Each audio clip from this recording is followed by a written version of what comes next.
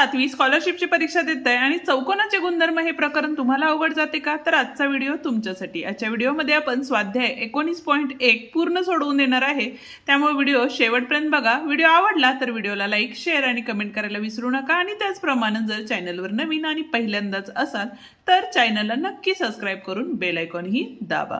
तर मग बघूया 19.1 मधला पहिला प्रश्न काय आहे। काय विचारले बघा, पुढील पैकी कोणता पर्याय अयोग्य आहे म्हणजे चुकीचा आहे हे आपल्याला सांगायचं आहे। त्यासाठी तुम्हाला चौकोनाचे गुणधर्म माहिती असणे गरजेचे आहे। जर तुम्हाला ते माहिती नसेल तर त्याच्यावरतीही आपले व्हिडिओ आहेत, ते तुम्ही एकदा बघून घ्या। त्याची लिंक आपण डिस्क्रिप्शन मध्ये देत आहोत। पहिलं काय दिलेलं आहे बघा, चौरसाला काटकोन चौकोन असे म्हणता येईल। हो, चौरसाला काटकोन चौकोन म्हणतात। समभुज चौकोनाचे सर्व गुणधर्म चौरसात आढळतात।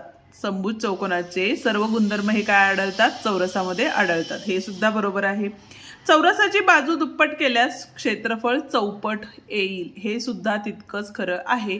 आणि चौथा पर्याय आहे आपला, चौरसाचे सर्व गुणधर्म समांतरभुज चौकोनात आढळतात। नाही, तर समांतरभुज चौकोनाचे काय होतात? चौरसामध्ये आढळतात, पण चौरसाचे समांतरभुजमध्ये आढळणार आहेत का? नाही, म्हणजे पर्याय क्रमांक 4 या ठिकाणी बरोबर आहे। जाऊया आता पुढच्या म्हणजेच दुसऱ्या प्रश्नाकडे। दुसरा प्रश्न काय सांगितलेला आहे बघा, तर पुढील पैकी कोणती विधाने सत्य आहेत असे विचारलेले आहे। चौरस हा आयत असतो। हो, चौरस हा आयत असतो, हे सत्य विधान आहे। आयत हा समांतरभुज चौकोन असतो। हो, आयत हा समांतरभुज चौकोन असतो। आयत हा चौरस असतो। आयत हा चौरस असतो का? नाही, हे विधान चुकीचं आहे। समभुज चौकोन हा चौरस असतो, हे सुद्धा विधान चुकीचं आहे। त्यामुळे पर्याय क्रमांक 1 आणि 2 या ठिकाणी बरोबर आहेत, म्हणजेच अ व ब बरोबर आहे। ठीक आहे, जाऊया आता पुढच्या प्रश्नाकडे। कोणत्याही समांतरभुज चौकोनाच्या लगतच्या कोनांच्या दोन दुभाजकांच्या छेदनबिंदूपाशी तयार होणारे कोन कोणत्या प्रकारचे असतात असं विचारलेलं आहे। काय विचारले बघा, समांतरभुज चौकोनाच्या लगतच्या कोनांच्या कोन दुभाजकांच्या छेदन बिंदूपाशी तयार होणारे कोन हे काय असतात? तर काटकोन असतात, कारण ते दोन काय होतात? कर्ण एकमेकांना लंब असतात। ठीक आहे, म्हणजे पर्याय क्रमांक 3 या ठिकाणी बरोबर आहे। चौथा प्रश्न काय सांगितलेला आहे बघा या ठिकाणी, तर पुढीलपैकी कोणत्या चौकोनात एकरूप कोनांची एकच जोडी एकरूप असते? तर तो आहे आपला पतंग। ठीक आहे, मला असं वाटतंय तुम्ही एकदा चौकोनांचे गुणधर्माचा जो व्हिडिओ आहे तो एकदा बघून घ्या, जेणेकरून तुम्हाला प्रत्येक चौकोन व्यवस्थित समजून जाईल। आता पुढच्या प्रश्नामध्ये काय सांगितलेलं आहे बघा आपल्याला, तर पुढीलपैकी कोणत्या माहितीवरून चौकोनाची रचना करता येत नाही?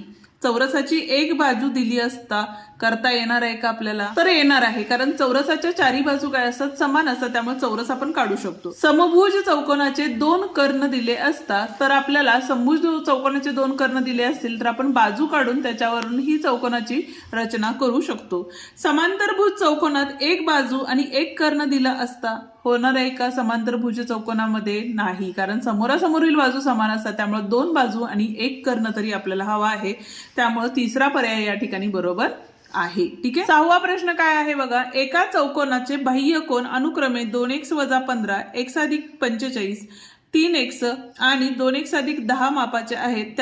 त्या चौकोनाचे सर्वात लहान आंतरकोनाचे माप किती असं विचारलेलं आहे। ठीक आहे, आता बाह्य कोनांच्या मापांची बेरीज किती असणार आहे बघा, तर या चारी कोनांच्या मापांची बेरीज ही किती असते? 360 असते। म्हणजे आपण पहिल्यांदा काय करूया, एक कोन काढून घेऊया, म्हणजे x ची पहिला किंमत काढू, मग त्याच्यावरनं आपण ठरवू की सर्वात लहान कोन कोणता आहे। ठीक आहे, बरोबर किती आले? 360 आले। ठीक आहे, इथे बघा 2 आणि 1 3, 3 आणि 3 6, 6 आणि 2 किती झाले? 8x झाले, बरोबर आहे। त्याच्यानंतर इथं बघा 45 आणि 10 55 झाले, आणि 55 - 15 केले तर या ठिकाणी किती मिळणार आहे आपल्याला? तर अधिक 40 मिळाले, बरोबर 360। अधिक 40 होते, इकडे गेल्यानंतर ते वजा होतील, म्हणजेच 8x बरोबर 360 - 40 म्हणजेच किती आले?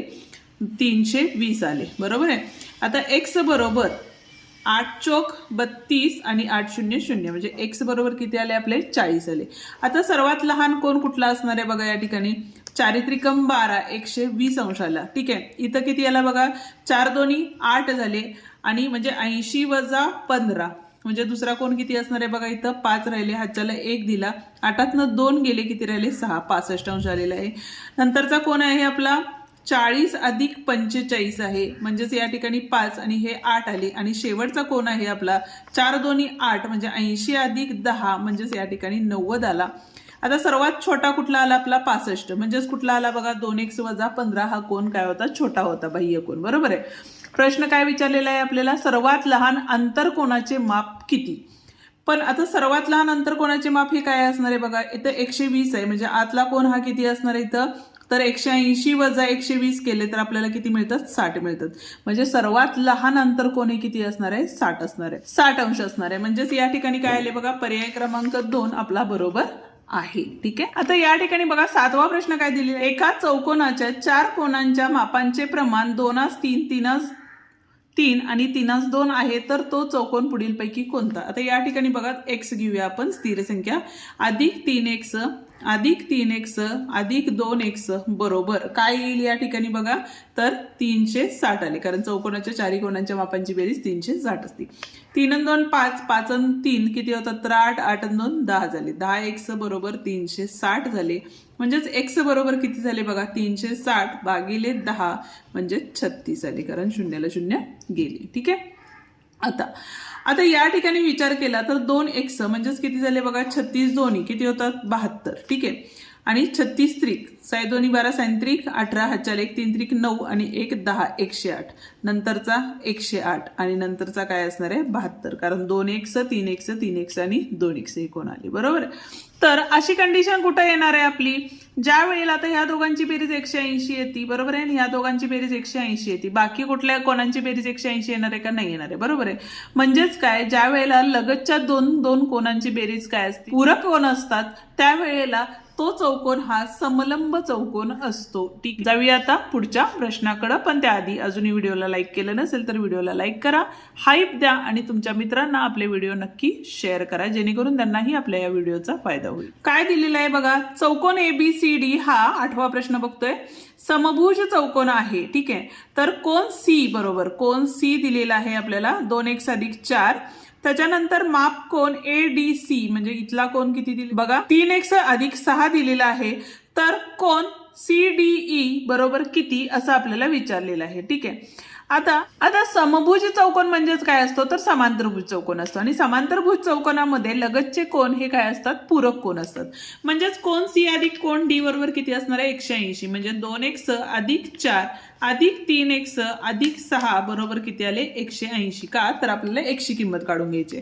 3 आणि 2 5x झाले 6 आणि 4 10 झाले आणि या ठिकाणी 180 म्हणजेच 5x बरोबर 180 वजा 10 केले म्हणजे 170 आले.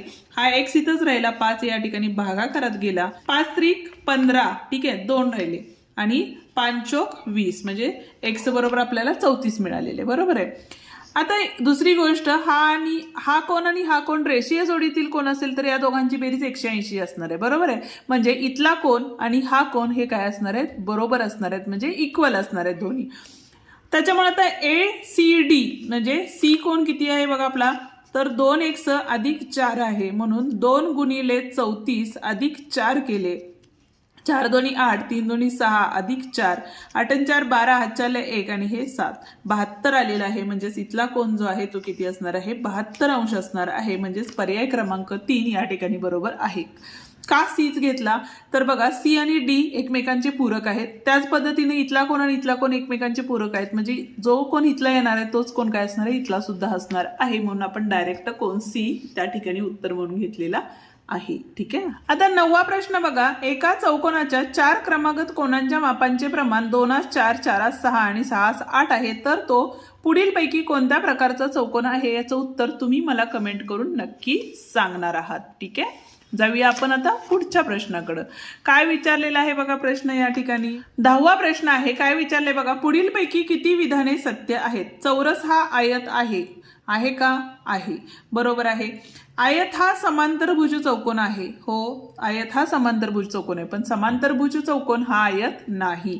समभुज चौकोन हा समांतरभुज चौकोन असतो आपण मगाशीच बघितलं. चौरस हा समांतरभुज चौकोन आहे. समांतरभुज चौरस हा काय आहे समांतरभुज चौकोन आहे त्यामुळे हे सुद्धा बरोबर आहे. चौरस हा समलंब चौकोन सुद्धा असतो बरोबर आहे. म्हणजेच या ठिकाणी बघा पाचीच्या पाची पर्याय बरोबर असल्यामुळं पर्याय क्रमांक 1 या ठिकाणी बरोबर आहे. जाऊया आता पुढच्या प्रश्नाकडं. 11वा प्रश्न काय सांगितले बघा. एका आयताच्या कर्णाची लांबी 10 सेमी असून काटकोन करणाऱ्या एका बाजूची लांबी 6 सेमी आहे, तर त्या आयताची परिमिती किती? आता या ठिकाणी काय सांगितलेलं आहे बघा. एक आयत दिलेला आहे आपल्याला आणि त्याच्या कर्णाची लांबी किती दिलेली आहे? 10 सेमी दिलेली आहे. ठीक आहे. आणि एका बाजूची लांबी आपल्याला 6 सेमी दिलेली आहे. मग रुंदी आपल्याला या ठिकाणी काढून घ्यावी लागेल.